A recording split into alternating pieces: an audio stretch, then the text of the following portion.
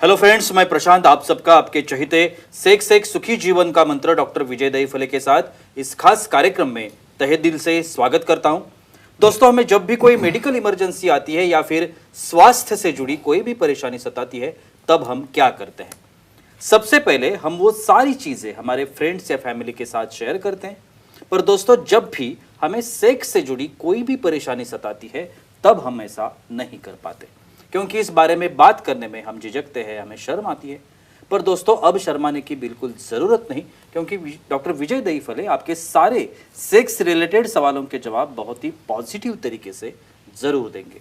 दोस्तों, शो को शुरुआत करते हैं, लेकिन उसके पहले जानते हैं डॉक्टर विजय दहीफले इनके बारे में। डॉक्टर विजय दहीफले ये सेक्सोलॉजिस्ट, यूरोलॉजिस्ट और एंड्रोलॉजिस्ट है। डॉक्टर के क्लिनिक औरंगाबाद, हैदराबाद, दिल्ली में द्वारका, पुणे, नवी मुंबई में नेरुल, दादर, अंधेरी, कल्याण, नासिक, अहमदाबाद और दुबई में है। डॉक्टर विजय दहीफले का भारत एवं अन्य देशों में कॉन्फ्रेंसेस और सेमिनार के लिए आना जाना रहता है, जिसमें डॉक्टर सेक्स रिलेटेड सलाह मशवरा करते रहते हैं। तो चलिए शो को शुरुआत करते हैं। डॉक्टर साहब हमारे साथ है। Sir, welcome to the show. नमस्ते। आप सभी को पता है कि इन वीडियोस के माध्यम से हम ये चीज़ करना चाहते हैं कि हमारे निजी जीवन से जुड़े जो सवाल है, जो समस्या है, वो हम आप तक, उसके जो सुझाव है या उसके जो उपाय है, वो हम आप तक पहुंचाना चाहते हैं। तो आज का जो सवाल है या आज का जो सब्जेक्ट है, वो है सेक्सुअल डिस्फंक्शन और ऑर्गेज्म, या हिंदी में हम जिसे तृप्ति कहते हैं, उसके बारे में। तो उसके बारे में जानकारी लेने की कोशिश करता हूँ। सर, तृप्ति के बारे में या ऑर्गेज्म के बारे में कुछ सवाल करूँगा। डेफिनेटली। पहले तो ऑर्गेज्म या तृप्ति मिलने का क्या तत्व या जिसे हम मैकेनिज्म कहते हैं, ये मैकेनिज्म क्या होता है? डेफिनेटली जी प्रशांत जी, यहाँ पे जो हमारी सीरीज चल रही है सेक्स एजुकेशन, सेक्सुअल अवेयरनेस और सेक्सुअल सेफ्टी, इसके अंतर्गत पूरी साइंटिफिक इन्फॉर्मेशन हम ले रहे हैं। सेक्सुअल डिस्फंक्शन क्या होता है, ऑर्गेज्म क्या होता है, फीमेल सेक्सुअल प्रॉब्लम क्या है, ये सब इन्फॉर्मेशन हमें क्यों लेना है, भाई हमारा निजी जीवन सुदृढ़ करने के लिए साइंटिफिक दृष्टि से। एक डिस्क्लेमर देता हूँ, time, place, person, condition, culture, safety, consenting और अपना ओन और नॉन पार्टनर, उसके साथ ही आजमाना है। भाई जो एक्टिविटी होती है सेक्सुअल करने की, उसका जो एंड पॉइंट रहता है मेल में और फीमेल में, उसे ऑर्गेज्म कहते हैं। और ये ऑर्गेज्म में स्पेशली क्या मैकेनिज्म है भाई, इसमें बॉडी की इमोशंस, बॉडी के हार्मोन्स, बॉडी की नर्वस सिस्टम, बॉडी की वास्कुलर सिस्टम, ये सब इन्वॉल्व रहती है। यहाँ पे जब इम्पल्स तुम सेक्स करते वक्त हो या फोरप्ले करते हो, उस वक्त ब्रेन में जो कॉर्टेक्स आता है सेटिस्फैक्शन का, उसके तरफ इम्पल्स चला जाता है। वो इम्पल्स वहाँ से तुम्हारे ऑर्गन की तरफ जाता है, मेल हो या फीमेल हो। तो इस तरह के बॉडी में जो केमिकल चेंजेस है, हार्मोनल चेंजेस है, वास्कुलर चेंजेस है, ये होने के बाद जब मेल में नीचे की यूरेथ्रा और उसके बाजू के मसल कॉन्ट्रैक्ट होके बाद में वीर्य बाहर निकलता है, वो सेटिस्फैक्शन, और फीमेल में पेल्विक मसल के कॉन्ट्रैक्शन होते रहते हैं। तो ये मैकेनिज्म ब्रेन, ऑर्गन, हार्मोन्स और पूरी सिस्टम, और ये मेथड है जिसकी वजह से ये साइकिल कंप्लीट होता है। सर, हम फिजिकल ऑर्गेज्म के बारे में बोल रहे हैं। Sure. तो ये जानना भी जरूरी होता है कि ये कौन सा हिस्सा है शरीर का जिससे ये ऑर्गेज्म या तृप्ति जुड़ी हुई है। डेफिनेटली, यानी सेंस ऑर्गन कौन से है उसके। ये देखो, मेल और फीमेल में एक चीज़ कहता हूँ, भाई सिर्फ एक्टिविटी करने से ही वही पार्ट पे ऑर्गेज्म मिलता है ऐसा नहीं है। और कौन कौन से सेंसिटिव पार्ट है जहाँ पे आप उत्तेजित होते हो, जहाँ पे आपको स्टिमुलेशन मिलता है ऑर्गेज्म आने का? ईयर लोब्यूल है, नेप ऑफ नेक है, कॉलर बोन है, बहुत बार मेल के निपल्स है, इवन फीमेल के निपल्स है, एरियोला है, और ब्रेस्ट का outer and upper part aspect है। बाद में हमारे थाइस का इनर एस्पेक्ट है, लेबिया मेजोरा है, माइनोरा है, और क्लाइटोरिस सबसे सेंसिटिव पार्ट, और जी पॉइंट। उसी तरह मेल में भी पी पॉइंट और ग्लांस पेनिस यानी पेनिस के सामने वाला हिस्सा, ये सब पार्ट रहते हैं। इवन टेस्टिकल का पार्ट और पेरिनियल रीजन में जहाँ पे पी स्पॉट रहता है, ये सब पॉइंट रहते हैं। जहाँ पे आप स्टिमुलेट करोगे तो उससे आपको तृप्ति या ऑर्गेजम मिलता है और आप सेटिस्फाई होते हो। बिल्कुल सर, हमारे कुछ दर्शक हैं Sure. वो भी सवाल करना चाहते हैं। मोहन जी है सोलापुर से, उनको सवाल करना है। मोहन जी पूछिए, क्या सवाल है आपका? हेलो, बोलिए। बोलो।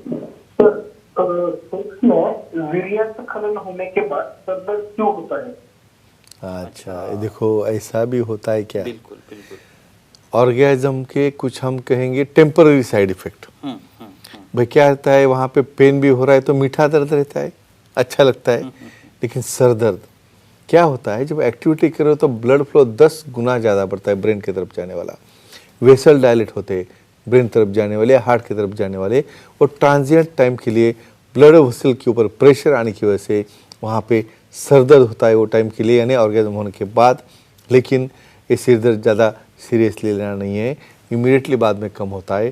समझो बहुत ही ज़्यादा ट्रबलसम हुआ, सेक्सोलॉजिस्ट यूरोलॉजिस्ट को मिलके कुछ पेन किलर्स या कुछ मूड इम्प्रूविंग ड्रग लेके या ट्रैंक्विलाइजर लेके उसे हम अच्छा कर सकते हैं, जो कि कतई नॉर्मल है, उसे घबराना नहीं है। सर और एक सवाल आता है, फीमेल ऑर्गेजमिक डिसऑर्डर, ये किसे कहते हैं और ये क्या होता है? Yes, very correct.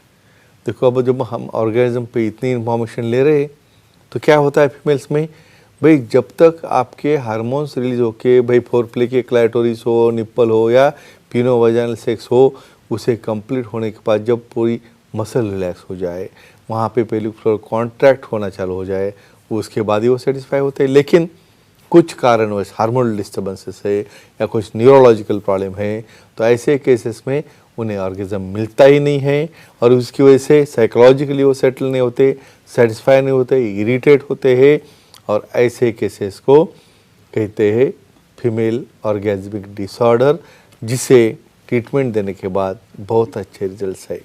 Sir same question male orgasmic के बारे में, मेल Yes. ऑर्गेजमिक डिसऑर्डर, ये क्या होता है? डेफिनेटली हम मेल फीमेल दोनों का डिस्कशन करते हैं। बिल्कुल। भाई मेल में भी कब होता है ऑर्गेजम, भाई एक्साइटेशन हो गया, इरेक्शन हो गया, भाई अपने पिनो वजाइनल सेक्स चालू किया है और उससे तभी यूरेथ्रा और बल्ब क्या और मसल कॉन्ट्रैक्ट होके वहाँ से वीर्य बाहर निकल गया, इसे कहते हैं सेटिस्फैक्शन। लेकिन कुछ केसेस में कुछ वहाँ पे ट्रॉमा हो, न्यूरोलॉजिकल डिसऑर्डर हो, साइकोलॉजिकल प्रेशर हो, साइकोलॉजिकल डिसऑर्डर हो, तो ऐसे केस में भाई कितना भी कर लो बाहर सीमेन आता ही नहीं, और उससे क्या होता है, फ्रस्ट्रेट हो जाता है आदमी, उसे ना सेटिस्फैक्शन मिलता है ना एंजॉयमेंट मिलता है।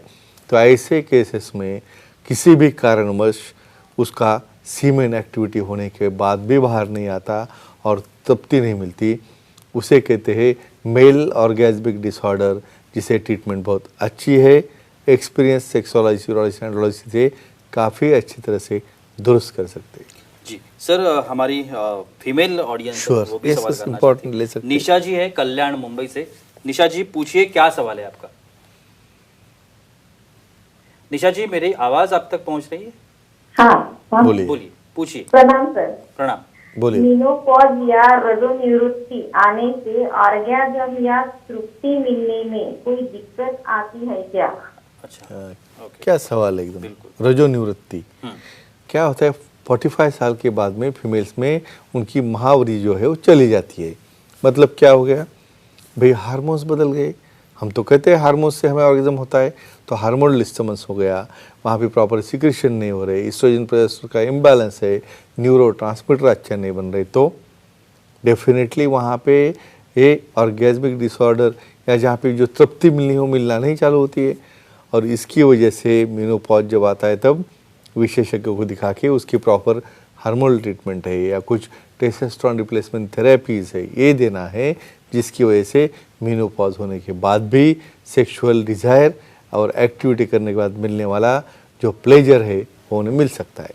सर और एक सवाल आता है, ये Sure. ऑर्गेजम और शीघ्रपतन, अभी ऑर्गेजम ये तो समाधान है और definitely. शीघ्रपतन ये समस्या है, Yeah. लेकिन उसका दोनों का कुछ रिलेशन संबंध होता है क्या? जी।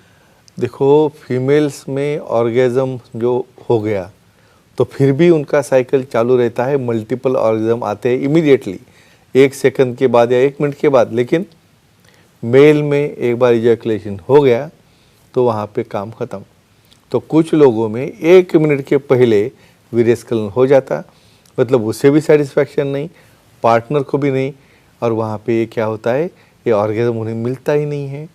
तो ऐसे केसेस में इसे शीघ्रपतन कहते हैं।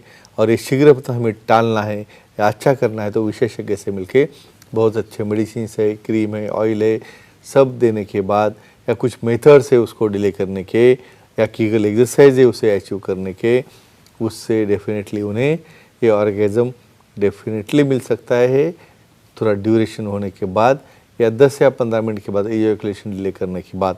तो ये बहुत बड़ा गहरा रिश्ता है ऑर्गेज़म का और प्रीमेच्योर इजैकुलेशन का। सर एक आखिरी सवाल, श्योर। और एक टर्म है और अनऑर्गेजमिया। हाँ, सो मेल और फीमेल में ये अनऑर्गेजमिया जो प्रमाण है इसका Definitely. परसेंटेज जिसे हम Yes, कहेंगे surely. ये क्या होता है? बहुत एक्यूरेट क्वेश्चन है। जी। देखो हम क्या कहते हैं सब मेल को ऐसा नहीं है। देखो फीमेल्स में जो अनऑर्गेजमिया मतलब आनंद या तृप्ति न मिलने का प्रमाण 5.6% यानी 5 से 6% से ज़्यादा है, यानी मेल से ज़्यादा फीमेल अफेक्टेड है, जिसमें कि उन्हें ऑर्गेज़म भी नहीं मिलती, तृप्ति नहीं मिलती। क्यों भाई? ये डिपेंड है आपके पार्टनर के ऊपर। ये पार्टनर अच्छा परफॉर्म करेगा, फोर प्ले करेगा 10-15 मिनट, बाद में एक्ट करेगा 10-15 मिनट, इतना ड्यूरेशन नहीं कर पाओगे तो डेफिनेटली पार्टनर सेटिस्फाई नहीं होता। और फीमेल पार्टनर में भी इसके काफ़ी कारण है, साइकोलॉजिकल है, न्यूरोलॉजिकल है, हार्मोनल है। तो फ्रेंड्स एक ही कहूँगा, प्रॉपर सेक्सोलॉजी यूरोलॉजी सेंटर्स को दिखा के ये सब ऑर्गेजमिक रिलेटेड मेल, फीमेल और अनऑर्गेजमिया के भी प्रॉब्लम्स बहुत अच्छी तरह से हम सॉल्व कर सकते हैं और आपका निजी जीवन आप अच्छा एंजॉय कर सकते हैं। Thank you so much sir. आज के इस एपिसोड में भी बहुत ही अच्छी जानकारी हमें मिली। Thank you. लेकिन वक्त की पाबंदी है, हमें यहाँ पे रुकना पड़ेगा। लेकिन आप अगर डॉक्टर साहब की सलाह लेना चाहते हैं तो स्क्रीन पर जो कॉन्टैक्ट नंबर दिए गए, सेंटर्स के नाम है, ईमेल आईडी है, सर की वेबसाइट भी है, उस पर आप सर के अपॉइंटमेंट ले सकते हैं और बहुत ही पॉजिटिव तरीके से अपनी हर एक समस्या का समाधान भी पा सकते हैं। तो चलिए रुकते हैं इस एपिसोड में, लेकिन अगले एपिसोड में फिर एक बार मुलाकात होगी। तब तक के लिए शुक्रिया।